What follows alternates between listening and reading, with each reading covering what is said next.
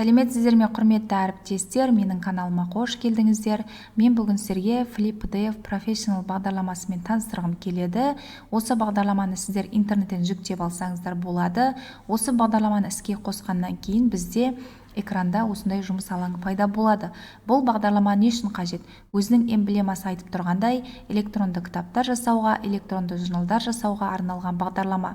Сонымен қатар электронды портфолио жасасаңыз да болады. Яғни өзіңіздің кез келген жұмысыңызды электронды кітап ретінде көрсеткіңіз келсе, осы бағдарламаны ұсынар едім. Енді осы бағдарламаның сіздерге ұсынған этаптары бар. Осы этап бойынша жұмыстансаңыз болады. Создать новый. Яғни өзіңіздің алдын ала жасалған жұмысыңызды осында алып келіп көрсетсеңіз болады. Демо.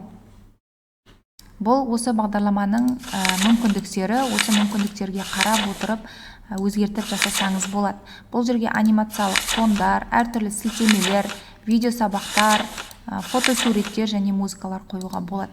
Сонымен қатар осы бағдарламаның ұсынған дайын шаблондары бар. Ол үшін шаблон проектіге барасыз. Барғаннан кейін жоғарыда әртүрлі тақырыптарға байланысты шаблондар шығады. Өзіңізге ұнаған кез келген шаблонды таңдап жұмыстансаңыз болады. Енді мен бүгін сіздерге көрсететін жұмысым создать новыйды басамын. Басқаннан кейін осындай бетше ашылады. Просмотр дегенді басамын. Басқаннан кейін алдын ала жасалған жұмысымды алып келемін. Открыть. Енді астында осындай загрузка жүреді. Осы загрузка жүріп болғанша күтесіз. Яғни бұл загрузка беттің ұзақтығына байланысты жүреді. Сіздердің жұмыстарыңыз егер Word бағдарламасында, PowerPoint бағдарламасында немесе басқа да бағдарламаларда болатын болса, онда PDF форматқа ауыстырып алуыңыз керек. Енді осы әрекеттерді орындағаннан кейін менде осындай дайын күшті әдемі кітабымыз шықты электронды. Қараңыздар, болашаққа бағдар қалай сүйікті ісімді табамын деген өте күшті кітабым шықты. Енді осы кітаптың артына әртүрлі фондар қоюға болады. Анимациялық фондар, без анимациялық фондар қоюға болады. Ол үшін жоғары жақта ценыйға барамын. Өзімізге ұнайтын кез келген осындай анимациялық фонды таңдап алсақ болады. Үстінен 2 рет шерту арқылы. Немесе без анимациялық фон керек болатын болса, онда фонға барасыз. Барғаннан кейін өзіңізге ұнайтын фонды таңдап, үстінен 2 рет шертесіз. Және жоғары жағында темы деген бар. Яғни бұл кітаптың сыртына дайын рамка жасап береді. Қараңыздар.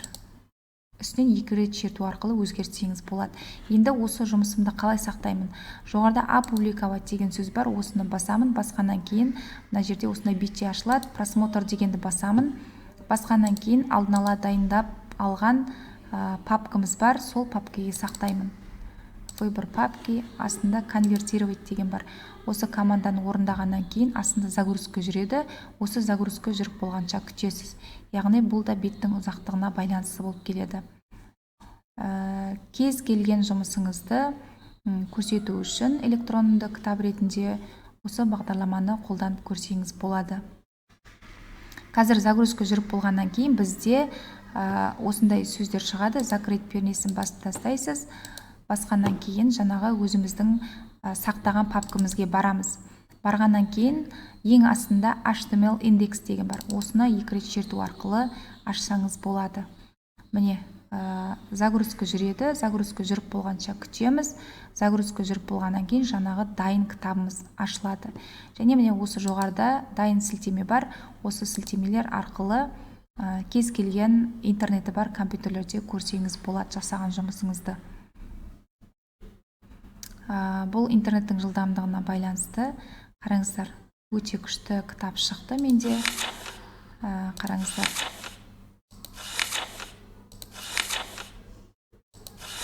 Кез келген программада жасап, PDF форматқа ауыстырып, осындай кітап ретінде жұмысыңызды көрсетсеңіз болады.